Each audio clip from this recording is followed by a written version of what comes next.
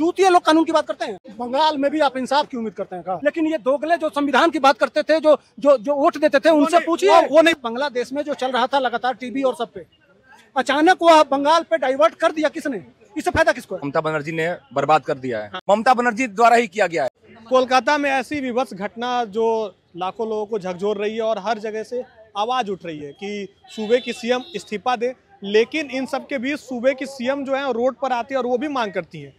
अब ऐसा क्यों हो रहा है? क्योंकि केंद्र की बॉडी जांच कर रही है। अभी तक वो मांग कर रही थी कि सीबीआई जांच करे, अब सीबीआई जांच कर रही है तब भी वो रोड पे आती हैं। और सूबे की मुख्यमंत्री हो के भी वो रोड पे आना, ये कहाँ तक शोभा देता है? क्या लगता है कि सूबे की मुख्यमंत्री रोड पे आती हैं और वो खुद मांग करती हैं?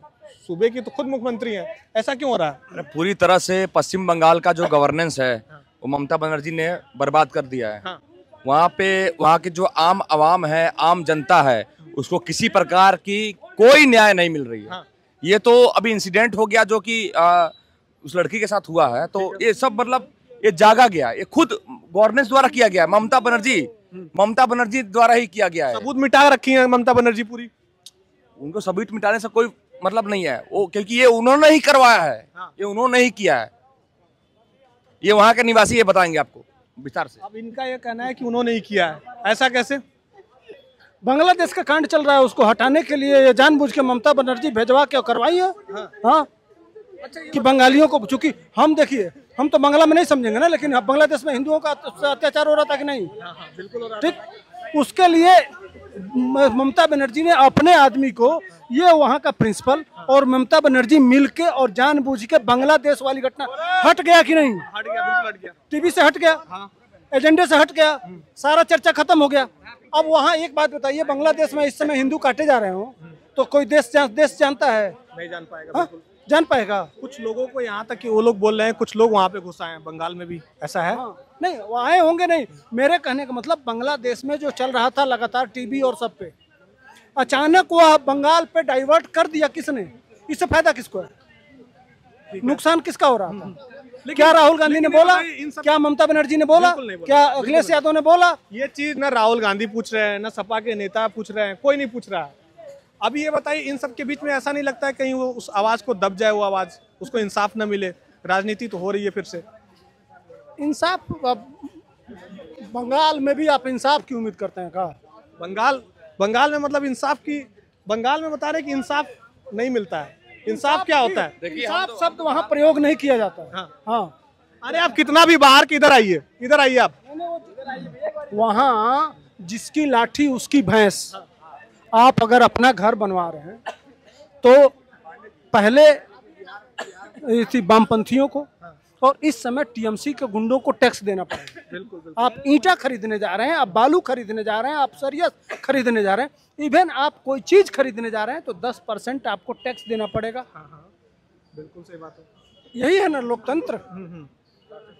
इसमें ये लोकतंत्र ठीक है ना? लेकिन ये संवैधानिक है ना? संवैधानिक है, बिल्कुल बिल्कुल। लेकिन इन सब अलग पैरेलल इकोनॉमी चलाना संवैधानिक है ना? लेकिन ये दोगले जो संविधान की बात करते थे, जो जो जो वोट देते थे, उनसे पूछिए। वो नहीं बोल रहे हैं, अभी वो नहीं बोल रहे हैं। अभी संविधान सुरक्षित है उनके हिसाब से। हाँ, लेकिन वहाँ जो पैरेलल इकोनॉमी चलाई जा रही है, उस पर कभी किसी को बोलते हुए देखा? बिल्कुल नहीं, बिल्कुल नहीं। संविधान में ये लिखा है ना, उसके लिए किसी को प्रोटेस्ट करते हुए देखा? ये बस बोल के चले जाते हैं कि संविधान खतरे में है, लेकिन अब उनका संविधान बहुत ज्यादा सुरक्षित मानते हैं, इसलिए वो अब नहीं बोलते हैं। सपा के मुखिया नहीं बोलते हैं, कोई भी कांग्रेस का जो लीडर है वो नहीं बोलता है, राहुल गांधी नहीं बोलते हैं, सोनिया गांधी, प्रियंका गांधी सब चुप्पी मारे हुए हैं। लेकिन अब इसका आवाज कौन उठाए? ममता बनर्जी खुद उठा रही है अकेले। किससे उठा रही है? रोड पे आके प्रोटेस्ट कर रही हैं। अच्छा, वहाँ का सीएम कौन है? और वो आवाज, और वहाँ का सीएम कौन है? ममता बनर्जी। वहाँ का गृह मंत्री कौन है? ममता बनर्जी। वहाँ का स्वास्थ्य मंत्री कौन है? ममता बनर्जी। तो जनता जाए किसके पास? जो खुद सड़क पे है। लेकिन उनका एक तरीके से उतरना ये बताया जा रहा है कि ये केंद्र की जब एजेंसी जांच कर रही है, कहीं ना कहीं उसके खिलाफ हो गया फिर, कि आप तुरंत जांच करके दीजिए। एक तय समय होता है ना, आप जांच करके देंगे, लेकिन वो क्यों मांग कर रही है कि तुरंत दे दीजिए? अच्छा, उस पर जांच हुआ कि 3 घंटा उनको क्यों, उसके परिवार को क्यों रखा गया? उसके परिवार को, उस बच्ची के परिवार को मिलने दिया गया, बाटी दिया गया? उसका जांच किया बंगाल पुलिस? ये जांच किया गया? अगर वहां सीधे रिपोर्ट किया गया, वहां के उस मेडिकल कॉलेज के प्रिंसिपल को वहां से हटा के दूसरी जगह पोस्ट कर दिया गया, इसकी जांच किया? नहीं किया गया। तो यह कौन जांच करेगा? अच्छा, वो जिस दिन सीबीआई जांच लगती है उसी दिन वहां 7,000 लोग वो सबूत मिटाने के लिए जाते हैं, इसका जांच हुआ? नहीं, इसके लिए ममता बनर्जी ने सड़क पर उतरा? एक तरीके से देखिए ये जो एक सीबीआई चली गई तो उसके खिलाफ आप प्रोटेस्ट कर रही हैं। यह जो मुद्दे हैं इस पे कौन जांच करेगा? दब जाएगी फिर से आवाज। और ये देश में सारी चीजें हमेशा होते रहती हैं, कभी दिल्ली, कभी कानपुर, कभी यूपी, कभी कहीं होते रहता है, लेकिन इंसाफ नहीं मिलता है। क्या आपको नहीं लगता है कुछ ऐसा कानून बनाना चाहिए कि तुरंत फांसी दे देना चाहिए? कानून बना दिया जाएगा, कोई फर्क नहीं पड़ेगा। बस उनके आदमी है, करने तो पड़ेगा ही। नहीं, कानून बनाने से क्या होगा यार? कानून आता जाता रहेगा। दहेज का कानून बना है कि नहीं? बिल्कुल बना है। दहेज लिया जाता है कि नहीं रुका है, अभी भी, आज भी रुका है। तो फिर कैसा कानून? कानून की बात क्यों करते हैं? चूतिए लोग कानून की बात करते हैं। देखिए ये थोड़ा सा भाषा बुरा लग रहा होगा आपको कि आप शब्द बोल रहे हैं, लेकिन कानून की बात ठीक है सब कुछ।